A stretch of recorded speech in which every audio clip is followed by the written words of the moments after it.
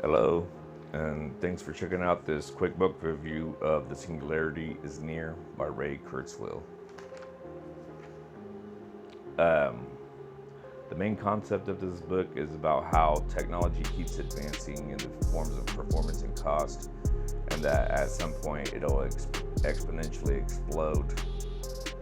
And the author gives a quick story about how there's a guy going on vacation and he's got a pond with a few lily pads in there, and he's wondering if he should take care of the lily pads before he goes on vacation. Well, he thinks, it's going to be okay. I'm only going to be gone for a week. So he goes on vacation for a week. But when he returns, the pond is full with lily pads and is covered the entire pond and ruined the pond. But it's because, and he goes into details about how the ponds are like basically doubling every so often, and it gets to a point where it just explodes at the like and covers the whole pond. And I think that was a good analogy for everything. Uh, and he goes into detail about all the technology that's available today and about what they'll be able to do in the near future, and gives dates where he predicts those things will happen. But he talks about gene editing, gene therapy, the cost of electronics and other technologies, storage capacities, supercomputers, DNA sequencing, RAM, nanotechnology, size of mechanical devices, quantum physics, quantum computing, brain imaging resolution, MRI, and other forms of body scanning and brain scanning, computers. And then he talks about there's a key point where it seems like he put emphasis on this, where the computers get to a human level of performance and then they'll quickly pass the human level of performance. And he also talks about the Turing test and about how computers will eventually be able to pass the Turing test. And but he goes into detail about how the Turing test was never really set up with parameters that like actually defined the Turing test, and that professionals will have to like actually come together to agree upon the terms of which qualify for passing. Because as this book's a little dated, but not too much, and like some of the things in there he talks about in the future has already been happening. But I've seen reports too that the computers pass the Turing test, but as he says in the book, professionals would have to like get together and determine if those computers that pass actually passed by all agreeing on the same parameters or stipulations. But he talks about, I just hit those main points of like technology that he goes through in the book. I'm not going to go into every detail because I'll kind of ruin the idea. Like, there's so much in there that it's like it's a pretty thick book, but there's so much in there that it'd be hard to pack it all into a short video. But it's interesting, and a lot of this stuff gets philosophical when it comes to certain things. And like towards the later end of the book, he breaks down some of those philosophical things, and it's some good stuff to chew on. If you're just ever just chilling and you're just bored, just think about and mull over in your mind. But I think this is also a good book for. Uh, he talks about how you can make so much money if you invest in this stuff now, and about how it's gonna make so much money in the future. And but he gives a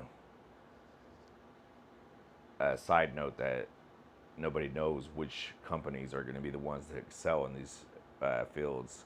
So, uh, which that I don't know how you would determine that.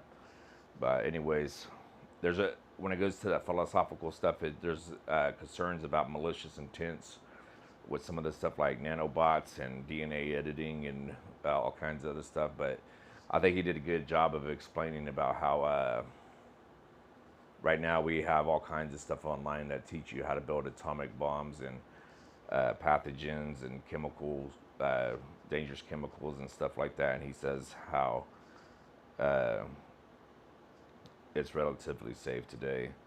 And I think that's why, like, if you're like a college student or you know somebody who's going to go to college, They don't know what their major is going to be. I think uh, all the things within this book are good things to go into, because the more people we get involved in all this stuff, I think the safer it will be, because the vast majority of people are more uh, on the good side, I believe, and there's only a few people that would actually do it for malicious intents.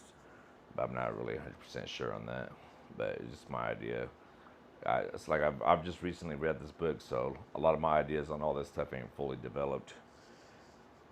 But I think he did a good argument there about how there's dangerous stuff available today. So, and then some other philosophical stuff is in this book, is talks about like when you're, because it talks about when it gets to that point where the technology's badass and the biological uh, technology's badass, will be able to be symbiotic with technology biologically. And then also it talks about like what, at what point, when you start becoming symbiotic and embedding like technology into your body and everything, do you become not you? And then like if you start replacing parts all the time, your DNA and everything like that, and editing stuff and being hooked up to all kinds of stuff, like what part, when do you eventually become not you? And then it goes into the idea of what is you, and consciousness, and what is consciousness, and how do we define it truly. And I think that stuff's cool to think about and stuff. But I'm gonna go a little off tracks here. So, but that's basically the idea of the book. But I just wanted to say, like, Bill Gates is heavily involved in all this stuff. Like, at right now, he's got a grand challenge where you can to help him with DNA stuff, or I don't know anything about DNA, but I just know it's related to DNA. He's got a grand challenge out there, and it goes into all this stuff. But uh, I think it's that saying comes to mind: "Who will guard the guards?" We need people heavily involved in all this stuff and like advocating for ethical stuff, because, as in the Bible, it says, "The love of money is the root of all evil," and I feel that that is true. And there's people who don't believe in God, but they believe they can do everything. They think the idea of God is silly, but they believe they can get to the level of doing things that God can do, like doing some general relativity stuff, as a day is 1,000 years and 1,000 years a day. And like even evolution, when it says that, evolution could have taken its place in a day or a few days, based on which relative perspective you're going through, from the earth, from mankind's, from God's, and so on and so forth. Uh, and God created man from the dirt, and that's how the evolution starts, is by the primordial soup and the electric spark and all that other stuff. But I digress on that. But the main thing is that there are people who do malicious stuff, and the ones that are real good at it make it look like they're doing you a favor and helping you out, and they're so kind and everything. But really they have evil intentions and stuff. So we do need people heavily involved in all this stuff to like determine what can and cannot be done, and to fight back when things get. I mean, take for people think. I know a lot of people think that everything's a-okay and everything. There's nothing to worry about, but there's people like the Nazis all throughout history who were in control and started doing bad shit, and everybody was on board with it. So, uh, but like the people, I'm not against capitalism, but I think this is where, and I'm not a socialist or capitalist either way. I'm just a being who has his own ideas and stuff. But one thing I've noticed about people who, when the socialists and the capitalists argue, I feel like socialists, what they don't like about capitalism is the people that go for that love of money idea. They put humans beings rights and health and so on under the table, or under money. They're willing to undermine people's health and well-being for profit. But I think most people who believe in capitalism aren't picturing capitalism and that idea. So there's probably needed a whole another word for people that will do malicious stuff for money, because that's how you get evil, is when people have no regard for others and they just purely concerned about profits. But on the other hand, I've only met like and hung out with one socialist who explained it all to me in his terms, and giving everything to the government. They said he basically said get like everything will be all hunky dory. Give everything to the government as far as food and groceries and machines and work and everything. And I'm just like, why would you give it to the government? This makes no sense to me. That's too much power. But I feel like that's what we have now. The corporations and the government are linked together and everything, and there's shadow government that controls all that stuff. But I digress on that. But I'm not one to really believe. I'm not. Don't think because I believe in God, I think you're going to hell. I just wanted to say this: like, there's so many Christians that say if you don't believe in God, you're going to hell. But I don't believe that in any regard, because I remember reading in Revelations that the ones that didn't believe will be judged based on their deeds. But I probably need to look into that. But another point, it says God is love. He who abides in love abides in Him. So, but where we define what is love in the Bible, it says he who lays down his life for another, that is the greatest form of love. So, and then even in the Bible, the Good Samaritan, Jesus says, there's some people going to church, on their way to church, the priest and all that stuff. They see a guy naked and beaten in the street, and they just continue on their way because they got to go to church. But some Samaritan comes, which I'm assuming from the story that he's not a believer in Christ or God, comes over and helps the Samaritan and clothes him and bathes him and dresses his wounds and houses him. And then Jesus is like, in this story, he's like, which one do you believe is my true follower? The ones that are going to church or the one that's helping the guy out? So that